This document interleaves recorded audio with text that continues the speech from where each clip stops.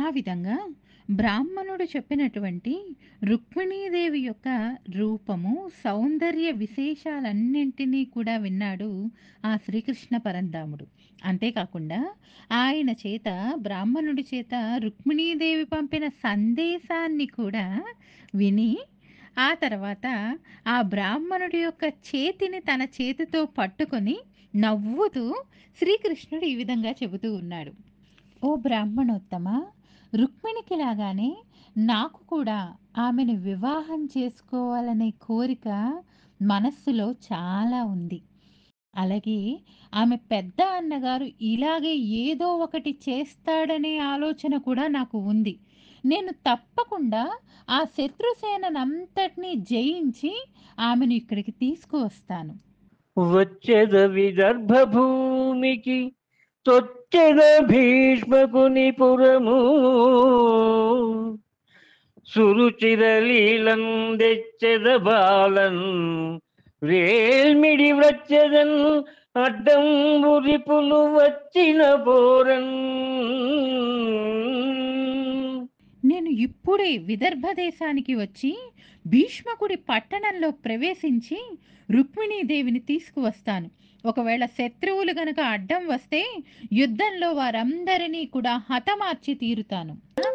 తన సారథి అయిన ధారకుడికి ఆజ్ఞ ఇవ్వగా అతడు సుగ్రీవము, మేఘపుష్పకము, శైభ్యము, వలాహకము అనేటటువంటి 4 గుర్రాల్ని కట్టి సిద్ధపరిచి రథాన్ని శ్రీకృష్ణుడి దగ్గరికి తీసుకువస్తాడు. శ్రీకృష్ణుడు ఆ బ్రాహ్మణోత్తముడితో కలిసి ఆ రథాన్ని ఎక్కి ఒకే ఒక్క రాత్రిలో ఆ నర్తక దేశాలన్నింటినీ కూడా దాటి విదర్భ దేశానికి చేరుకున్నాడు. అక్కడ కుండిన పట్టణానికి అధిపతి అయినటువంటి భీష్మకుడు ఇక తన కూతుర్ని శిశుపాలుడికే ఇస్తాను కాబోలు అని నిశ్చయించుకుని ఆ శుభకార్యానికి తగిన ఏర్పాట్లు చేస్తూ ఉన్నాడు.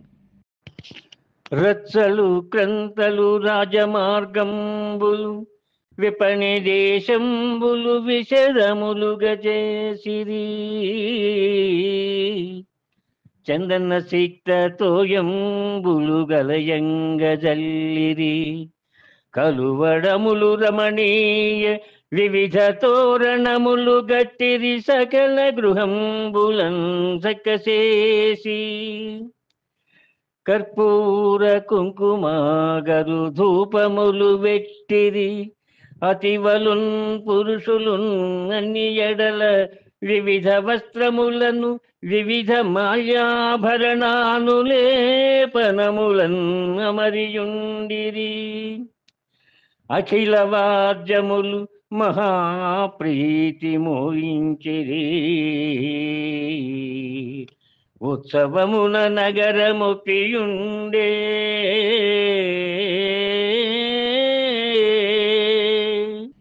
కుండిన నగరము అలంకారమవుతూ ఉంది వివాహ నిమిత్తమై. ఏ విధంగా అలంకారం అయ్యిందిట? పట్టణంలోని అన్ని వీధులను, పెద్ద వీధులు, సందు వీధులు, రాజమార్గాలు, అంగళ్ళ వీధులు అన్నింటినీ కూడా శుభ్రం చేయించారు.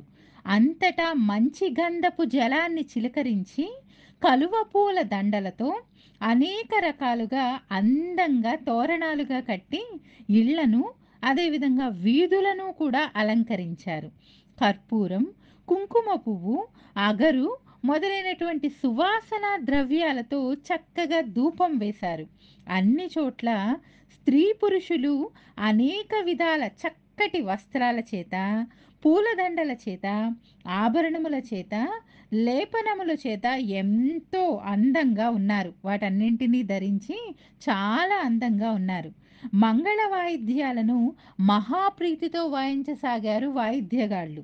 ఈ విధమైన వేడుకల చేత కుండిన నగరమంతా కూడా ఎంతో శోభాయమానంగా ఉన్నది.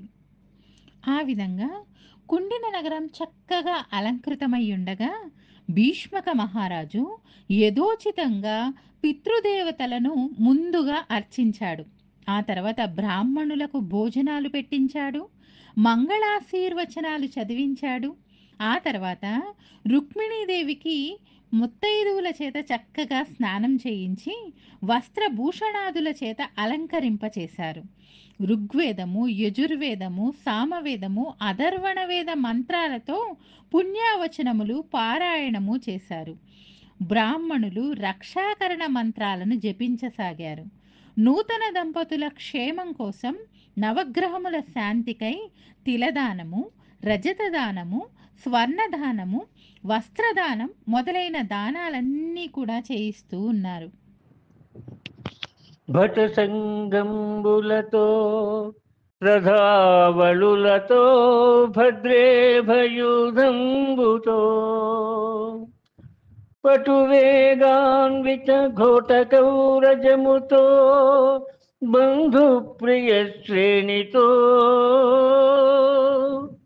కటు సంరంభముతో విదర్భతనయన్ గైకుందునంతు విసంకట వృత్తిన్ జనుజంచు కడు గల్వించి అవ్వీటికి.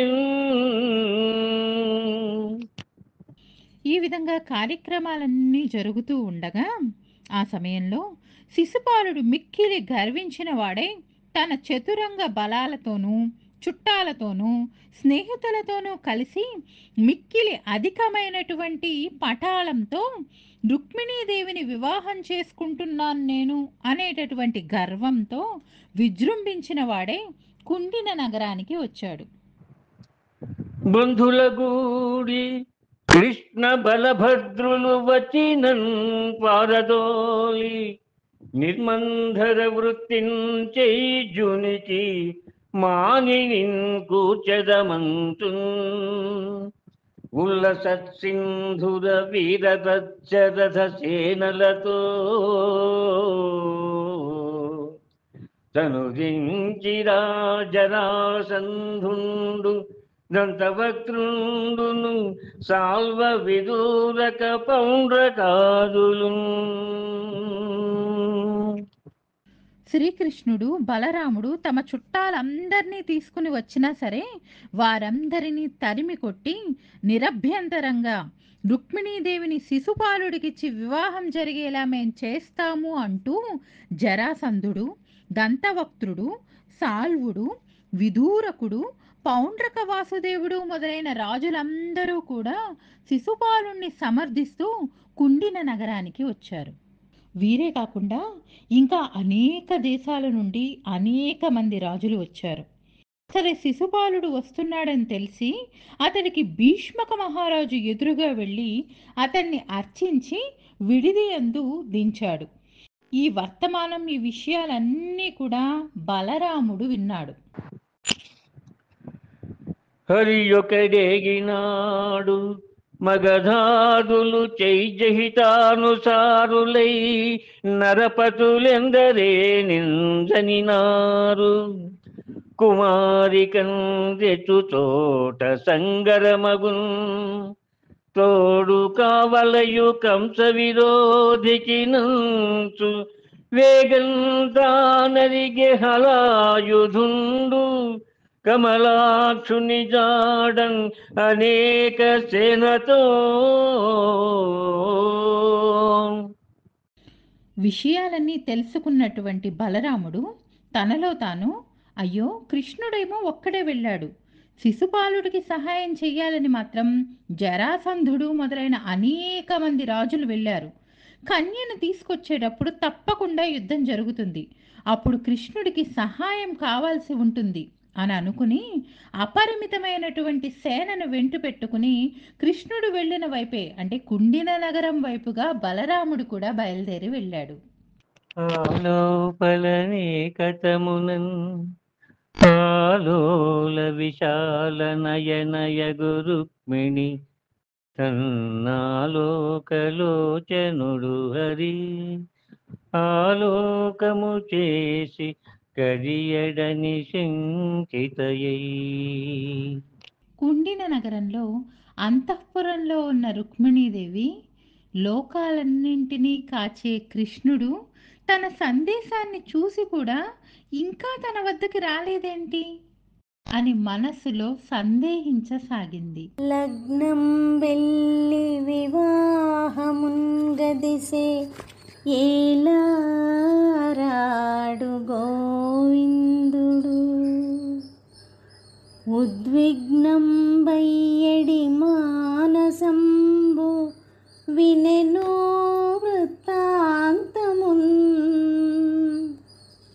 బ్రాహ్మణుండగ్నిద్యోతనుండేటికిందడసెనో యత్నంబు సిద్ధించునో భగ్నంబై చనునో విరించి కృతమెభంగిన్ ప్రవర్తించునో. రేపే ముహూర్తము. పెళ్లి రోజు సమీపించింది. కృష్ణుడు ఇంకా ఎందుకు రాలేదో? అసలు నా వృత్తాంతాన్ని విన్నాడా లేదా? బ్రాహ్మణుడైన అగ్నిద్యోతనుడు ఎందుకు ఇంత ఆలస్యం చేశాడు? నా ప్రయత్నం సిద్ధిస్తుందో లేక భగ్నమవుతుందో?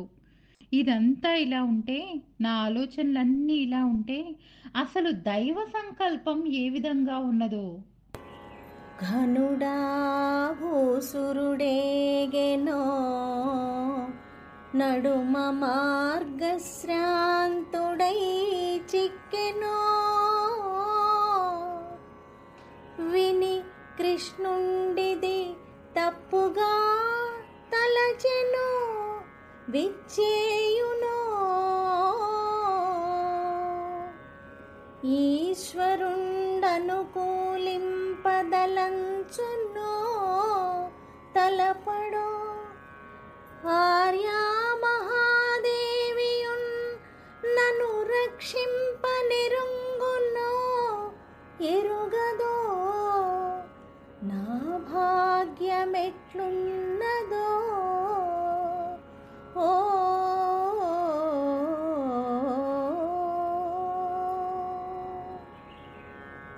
అసలు బ్రాహ్మణోత్తముడు కృష్ణుడి దగ్గరికి వెళ్ళాడో లేదో?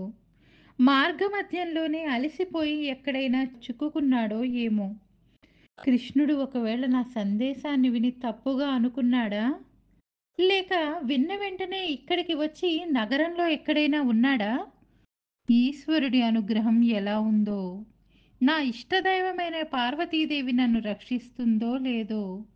అసలు ఇంతకీ నా అదృష్టం ఎలా ఉందో అని రుక్మిణీదేవి పరిపరి విధాలుగా కలత చెందసాగింది. పోడను బ్రాహ్మణుండు ఎదు పుంగవు వీటికి వాసుదేవుడు రాడను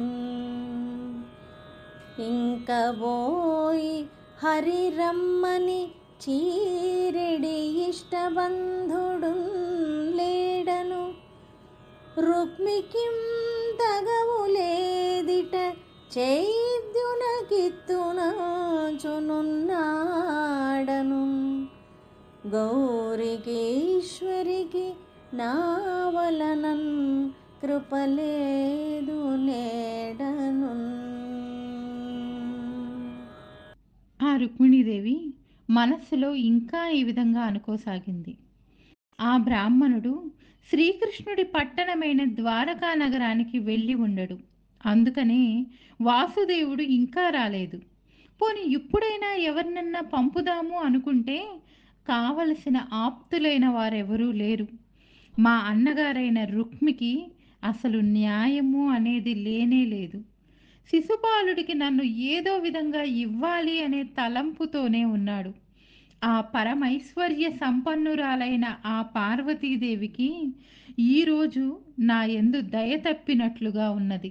అందుకే ఈ విధంగా జరుగుతోంది అని ఈ విధంగా అనేక విధాలుగా ఆలోచించసాగింది, బాధపడసాగింది రుక్మిణీదేవి. చెప్పదు తల్లికిందల పుంజిక్కు దిశల్ దరహాస చంద్రికం గప్పదు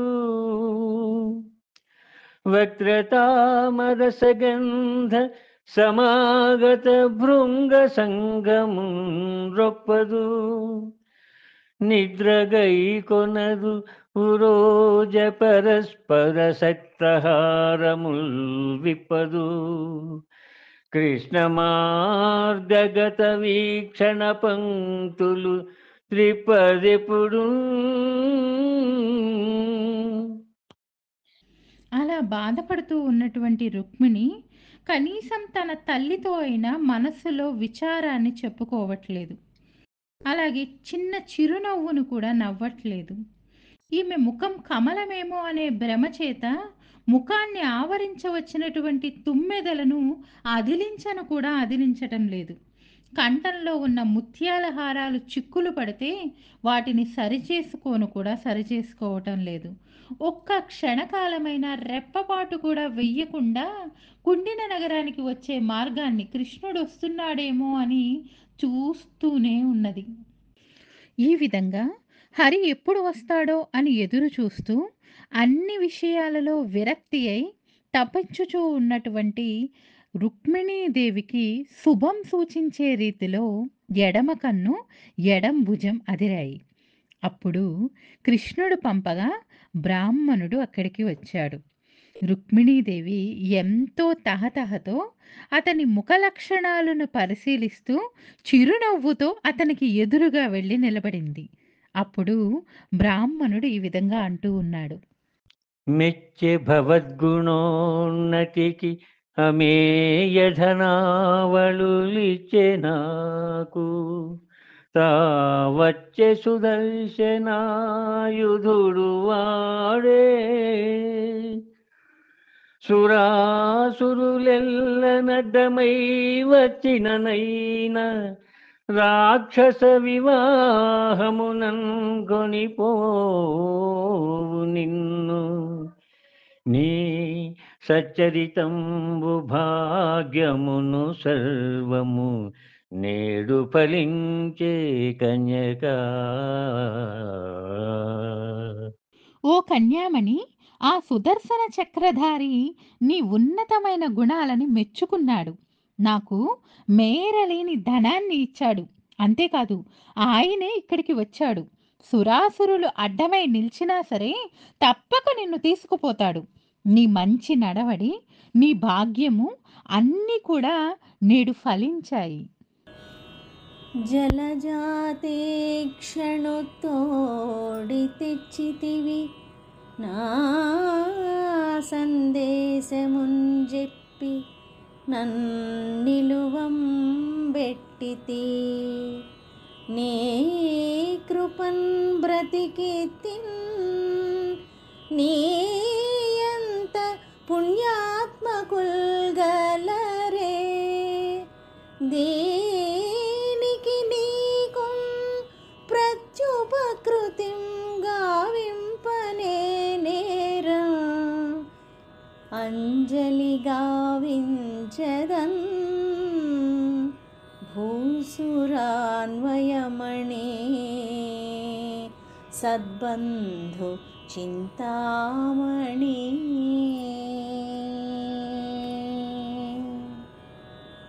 ఆ బ్రాహ్మణోత్తముని పలుకులు ఆలకించిన రుక్మిణీదేవి పరమ సంతోషంతో ఇలా అంటూ ఉంది. ఓ బ్రాహ్మణోత్తమ, చింతామణి వలె కోరిన కోరికలను నెరవేరుస్తూ ఉన్నావు నీవు. కృష్ణుడితో నా సందేశాన్ని చెప్పి నన్ను రక్షించావు. నీ కృపా విశేషం చేతనే నేను ప్రాణాలతో నిలిచాను. నీ వంటి పుణ్యాత్ములు ఈ లోకంలో ఎక్కడా ఉండరు. నువ్వు చేసినటువంటి ఈ గొప్ప ఉపకారానికి తగిన ప్రత్యుపకారం ఏం చేయాలో నాకు అర్థం కావట్లేదు.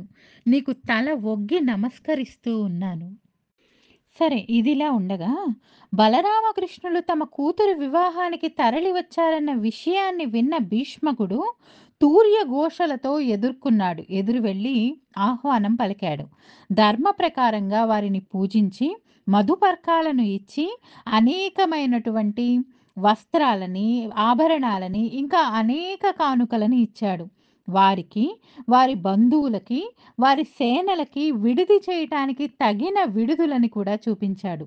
వీరికే కాదు, ఇలా వచ్చిన రాజులందరికీ కూడా వారి వారి వైభవములకు తగినట్లుగా విడుదలు, కావలసిన పదార్థములు ఇప్పించి చక్కగా పూజించాడు.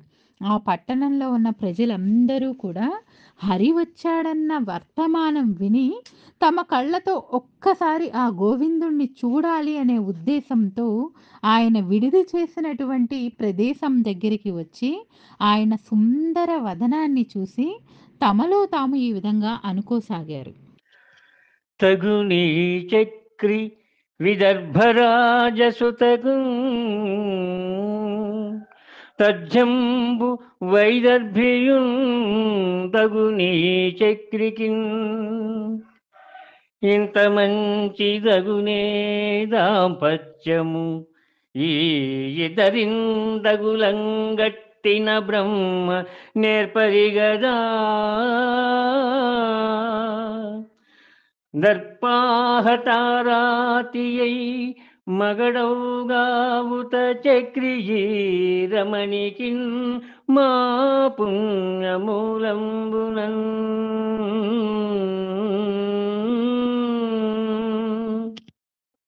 ఈ కృష్ణుడు మన విదర్భ రాజకుమారికి సరిగ్గా సరిపోతాడు. మన రుక్మిణి కూడా ఈ చక్రికి సరిగ్గా సరిపోతుంది. దాంపత్యం అంటే ఇలా వీరిలా ఈడు జోడులా ఉండాలి. వీరిద్దరికీ దాంపత్యాన్ని ఏర్పాటు చేసిన బ్రహ్మ ఎంత నేర్పరో కదా. మా పుణ్యవశం చేత అడ్డువచ్చిన శత్రువులందరినీ జయించి ఆ రమణీమణికి శ్రీకృష్ణుడు భర్త అగుగాక. ఈ కృష్ణుడు మన విదర్భ రాజకుమారికి సరిగ్గా సరిపోతాడు. మన రుక్మిణి కూడా ఈ చక్రికి సరిగ్గా సరిపోతుంది. దాంపత్యం అంటే ఇలా వీరిలా ఈడు జోడులా ఉండాలి. వీరిద్దరికీ దాంపత్యాన్ని ఏర్పాటు చేసిన బ్రహ్మ ఎంత నేర్పరో కదా. మా పుణ్యవశం చేత అడ్డువచ్చిన శత్రువులందరినీ జయించి ఆ రమణీమణికి శ్రీకృష్ణుడు భర్త అగుగాక. సన్నద్ధులై బహుశస్త్ర సమేతులై బలసి చుట్టూను వీరభటులు గొలువా ముందటనుపహారములు కానుకలు గొంచు వర్గంబులై వారవనితలేగా పుష్పగంధాంబర భూషణ కలితలై పాడుచు భూసుర భార్యలరుగా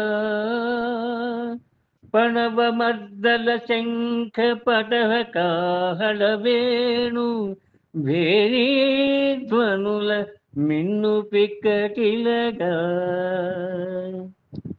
తగిలి సఖులు గొలువ తల్లులు బాంధవ సతులు తోడరాగా సవినయముగ నగదు వెడలి నడచే నగజాతకును మ్రొక్క బాల చికుర పిహిత ఫాలయగుచూ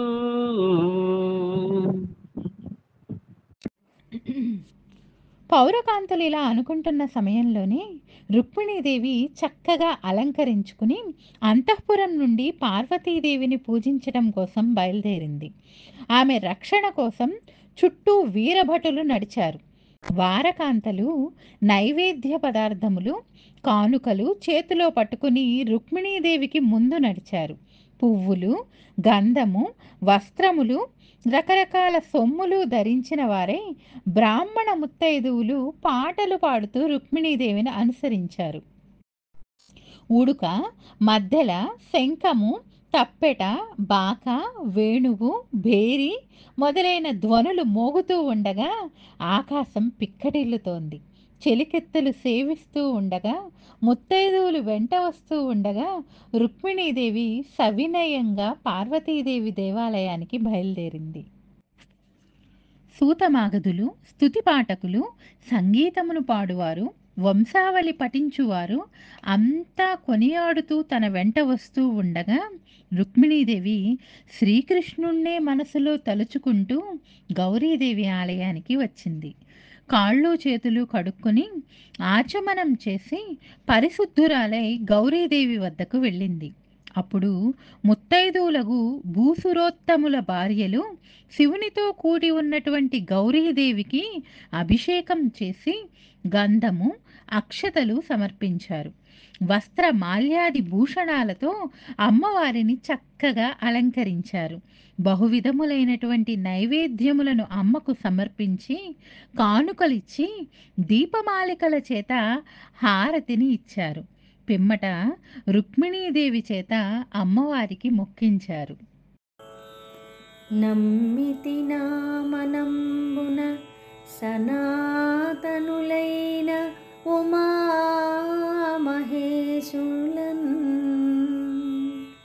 మిమ్ము పురాణదంపతుల మేలు భజింతు గదమ్మ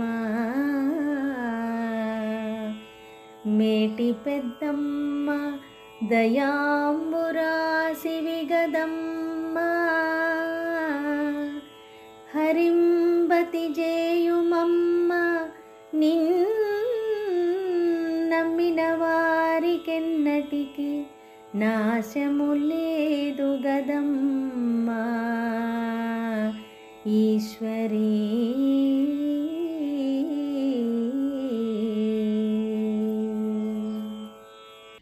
అప్పుడు రుక్మిణీదేవి ఈ విధంగా ప్రార్థించింది.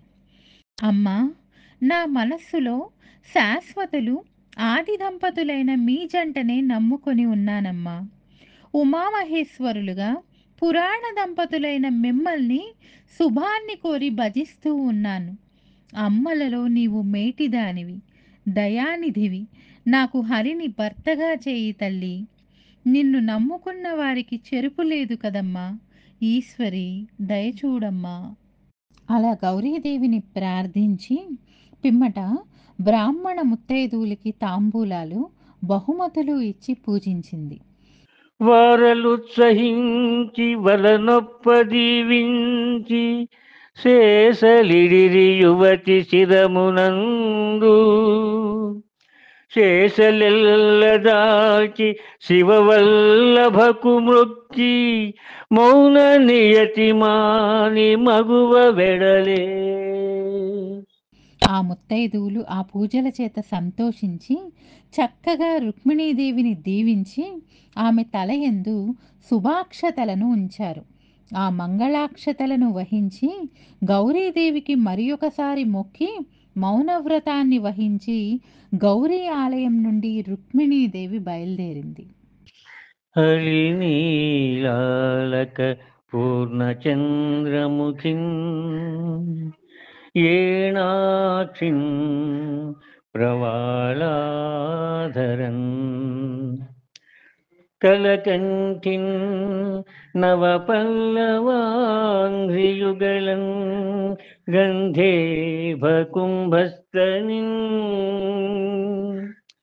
కులినశ్రోణి నిభేంద్రయానన్ అరుణాంభోజాతహస్తన్ మహోత్పలగంధిన్ మృగరాజమధ్యన్ గని విభ్రాంతాత్ములైరి అందరు. తుమ్మెదల వంటి నల్లనైన ముంగురులు, నిండు చంద్రుడిని పోలిన చక్కటి ముఖం, లేడి కన్నులను పోలిన కన్నులు, పగడము వంటి పెదవి, కోకిల కంఠస్వరం వంటి కంఠస్వరం, లేత చిగురులు వంటి పాదములు, ఎర్ర తామరలను పోలిన చేతులు, కమలముల పరిమళం వంటి దేహ పరిమళము, సింహపు నడుమును పోలిన సన్నటి నడుము కలిగిన ఆ రుక్మిణీదేవిని చూసి అక్కడ ఉన్నటువంటి రాజులందరూ కూడా మోహాన్ని పొందారు. అంతేకాక ఆ రుక్మిణీదేవి యొక్క చిరునవ్వులతోటి లజ్జను తెలుపునట్టి చూపుల చేత రాజులందరి మనస్సులో కలవరం కలిగింది. వారంతా ధైర్యమును, గాంభీర్యమును, గొప్పతనాన్ని విడిచిపెట్టేశారు. చేష్టలు లేనివారై జ్ఞానాన్ని ఉడికి ఆయుధాలను జారవిడిచి ఏనుగులు, గుర్రములు, రథములు మొదలైన వాహనాలను ఎక్కలేక పరవశులైపోయారు. ఆ రుక్మిణీదేవి తన ఎడమ చేతి గోళ్లతో ముఖాన్ని ఆవరించుకున్న ముంగురులను ఎగత్రోసుకుంటూ కళకంటి చూపులతో వరసగా రాజసమూహాన్ని చూస్తూ ముందుకు నడవసాగింది. కనియన్ రుక్మిణి చంద్రమండలముకు కంఠే రవేంద్రావలగ్ను నవాంభోజదళాక్షు చారుతరవక్షు మేఘ సంకాశదేహు నగారాతి గజేంద్రహస్త నిభబాహు చక్రీ పీతాంబరు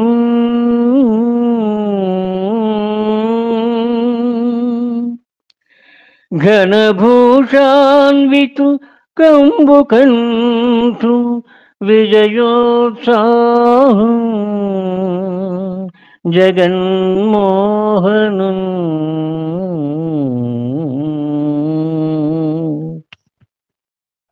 అప్పుడు చంద్రమండలం వంటి ముఖం, సింహపు నడుం వంటి నడుము, క్రొత్త తామర రేకులు వంటి చక్కటి కన్నులు, మిక్కిలి సుందరమైన వక్షము, నేలమేఘం వంటి దేహవర్ణము, ఐరావత తొండాన్ని పోలిన బలిష్టమైన బాహువులు, పీతాంబరాన్ని ధరించినవాడు, మేలైన ఆభరణములను ధరించినవాడు, చక్రాయుధం కలిగినవాడు, విజయం కంఠాభరణంగా ఉన్నవాడు, జగములను మోహింపజేసేవాడు అయినటువంటి శ్రీకృష్ణుణ్ణి రుక్మిణీదేవి